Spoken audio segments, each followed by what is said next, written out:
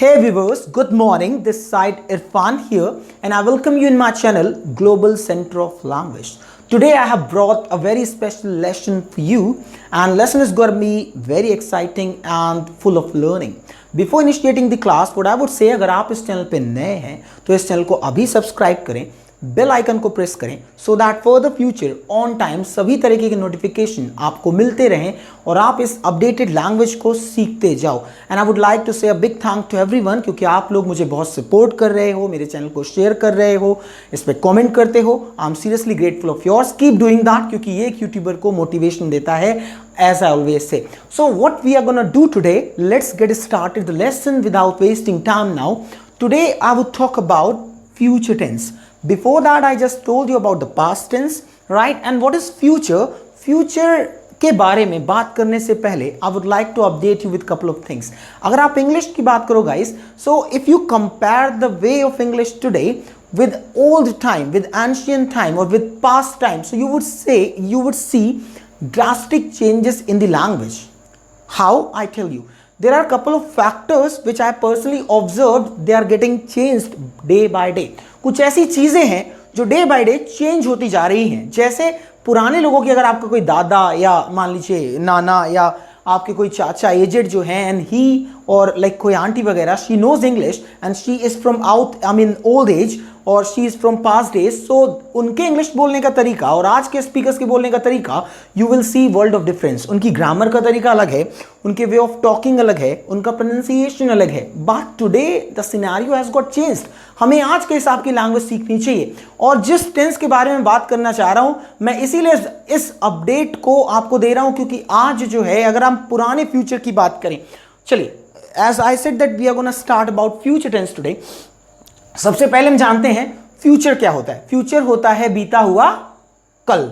ऐसा आपको लगता है, आप गलत हैं, मेरे हिसाब से कभी ना चलेगा. मैं कह दूं बच्चों हम चांद में तो आपका आंसर तारे तोड़ रहे हैं.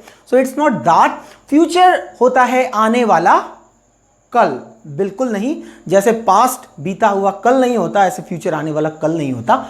आने वाला कल तो टुमारो होता है गाइस. इसका मतलब जो कल होगा वो फ्यूचर होगा. Not at all. फ्यूचर होता है आने वाला पल, आने वाला समय, आने वाला वक्त, आने वाला क्षण, आने वाला लम्हा. इनमें से कुछ भी कह सकते हैं लेकिन आप नहीं कह सकते आने वाला कल, वो टुमारो होता है. I hope you must be getting. दूसरा, when like even I studied in my school days कि फ्यूचर में दो टाइम वर्ड्स लगते हैं.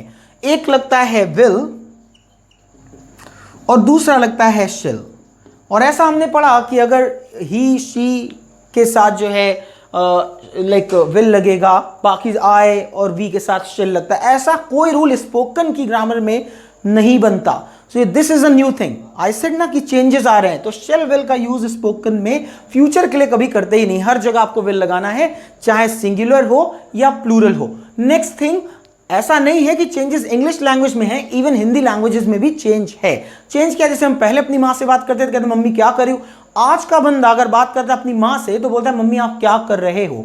अब अगर इस हिसाब देखें तो आपने जेंडर को चेंज कर दिया, राइट. लेकिन जेंडर चेंज करने की बात नहीं है, ये है अपडेट, एक नया लाइक स्टाइलिश लैंग्वेज जिसको हर कोई फॉलो कर रहा है. आज हम एक गर्ल से बात करते हैं जेंडर बदल के, मतलब ऐसा बोलने का एक टोन, एक तरीका, एक स्टाइल चल रहा है. इवन एक लड़की से भी लोग बोलते हैं आप क्या कर रहे हो, कर रही हो नहीं, क्योंकि ये ट्रेंड में है. तो मैंने कहा कई चीजें स्पोकन में चेंज हो चुकी हैं जो ग्रामर के हिसाब से नहीं चलती, वो स्पोकन के हिसाब से चलती. आई hope you must be getting that. Now let's start the lesson. मैंने आपको क्लियर किया आखिर शेल कैसे बंद हुआ, क्या हुआ. अब ध्यान दीजिएगा, इसका जो सिंटैक्स है it is very easy to learn. पहला है कि इसमें आपको सब्जेक्ट यूज करना है, जो भी सब्जेक्ट है. इसके बाद आपको टाइम वर्ड जो है वो विल लगाना है. फिर एक्शन की फर्स्ट फॉर्म आती है. अगर कोई ऑब्जेक्ट है तो लगाना है, नहीं है तो खत्म करिए. अगर कोई रिमेनिंग पार्ट है तो लगाना, नहीं तो कोई बात नहीं. अब जैसे पहला सेंटेंस फॉर एन एग्जांपल मैंने लिखा है, it is gonna be very easy to learn. मैं कल दिल्ली जाऊंगा. क्या लिखा मैंने, मैं कल दिल्ली जाऊंगा. तो मैं की इंग्लिश होती है I will go to Delhi tomorrow. Subject की जगह सब्जेक्ट रख दिया, विल की जगह विल, बाकी एक्शन जो है वो रख दिया और आगे बना दिया. तो मैं कल दिल्ली जाऊंगा क्या बन जाएगा, I will go to Delhi tomorrow. Next देख लेते हैं, वह तुमसे बात करेगा. अब यहां आई है, आई के साथ शेल नहीं लगा, विल, क्योंकि स्पोकन ग्रामर है, as I just made you clear earlier too. वह तुमसे बात करेगा, he will talk to you. क्या लिखा है, he will talk to you. अगला देखिए, तुम इस प्रोजेक्ट पर काम करोगे. You will work on this project, क्या बोल देंगे, you will work on this project. अब ध्यान दीजिएगा, इसके कुछ और वर्ड्स हैं, उसको मैं आगे करा देता हूं। पहले अगर इससे क्वेश्चन करना है तो जो इसका टाइम वर्ड इसको पहले ले आइए, क्वेश्चन बन जाएगा, बहुत इजी है। देखते हैं कैसे। क्या तुम उससे मझधार में छोड़ दोगे, मझधार मतलब परेशानी में छोड़ देना। Will you leave him in lurch, क्या बोल देंगे, will you leave him in lurch. Next now, क्या तुम बासी खाना खाओगे। कई बार हम बासी खाना खा लेते हैं, घर में नहीं बनता, किसी परेशानी के तहत जो सुबह का है वही खा लिया तो ये बासी हो गया, तो हम बोलते हैं क्या तुम बासी खाना खाओगे। Will you take stale food, क्या बोल देंगे, will you take stale food. Let's learn couple of meanings now. First है हमारी to read between the lines. इसका मतलब होता है किसी चीज को बारीकी से पढ़ना। जैसे कई बार कोई प्रोजेक्ट है, उसकी डिटेल आपको बहुत बारीकी से पढ़नी होती है, या कोई आप वेबसाइट का ब्लॉग लिख रहे हो तो आपको बहुत बारीकी से पढ़ना होता है, क्योंकि कोई भी मिस्टेक आपको प्रेजेंट कर रही है, आपके पूरे ब्लॉग को प्रेजेंट कर रही है, आपके पूरे ऑर्गेनाइजेशन को प्रेजेंट कर रही है। तो मैं कहूं कि मैं इस चीज को बहुत बारीकी से पढ़ूंगा। I will read between the lines, I will read it between the lines. क्या बोल दूंगा, I will read it between the lines. इसको बारीकी से पढ़ लो, read it between the lines. कोई ऐसी चीज तो नहीं जिसमें आपको कोई लाइक अपडेट चाहिए या कोई चीज आपको रिप्लेस करानी है, राइट, या अमेंडमेंट चाहिए कोई। Next now, convey. कन्वे होता है कोई चीज कहीं पहुंचाना, राइट। जैसे कहो मेरे इस मैसेज को उसको दे देना, तो लाइक हाँ मैं इस मैसेज को उसको दे दूंगा। I will convey this message to him, क्या बोल देंगे, I will convey this message to him. Next now, to learn a lesson, किसी चीज से सबक सीखना। तुम इस बात से सबक सीखोगे, आई होप तुम इस बात से सबक सीखोगे। I hope you will learn a lesson from it, I hope you will learn a lesson from it. Next now, to teach a lesson. To teach a lesson का मतलब होता है, इसको लेसन ना बोलना, ठीक है, इसको लेसन बोलते हैं। Make sure learn the pronunciation.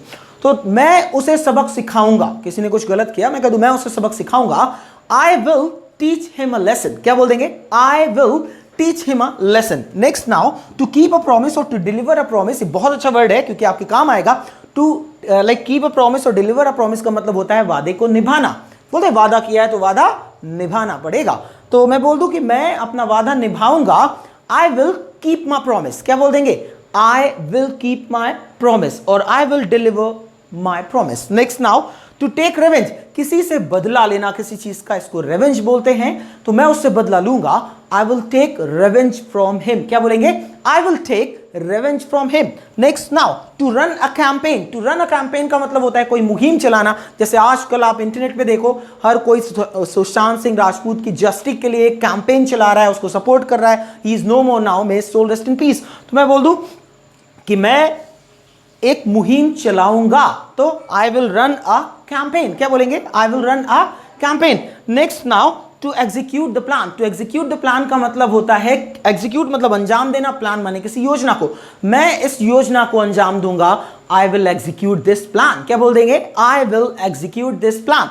Next now, to lash out. ये इंटरनेट पे बहुत ज्यादा यूज करने वाला वर्ड है। लैश आउट मतलब होता है किसी चीज की घोर निंदा करना। मैं इस एक्टिविटी की घोर निंदा करूंगा, I will lash out this activity. मैं तुम्हारी इस एक्टिविटी की घोर निंदा करूंगा, I will lash out this activity of yours. ये कई बार लिखा रहता है, he lashed him out, he lashed out on Kangana, Kangana lashed out on Bollywood. So it is written a lot in like a newspaper or in like internet social apps. So you can see this word, it's very important to learn. तो lash out का मतलब होता है घोर निंदा करना, किसी चीज की बहुत ज्यादा निंदा करना। And last, to put at stake मतलब होता है कोई चीज दांव पर लगाना। मैं अपनी जिंदगी दांव पर लगा दूंगा, I will put my life at stake.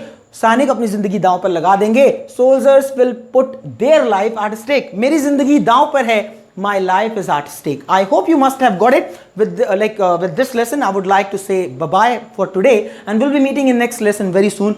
Kindly share and do comment if you like it. Bye bye, take care.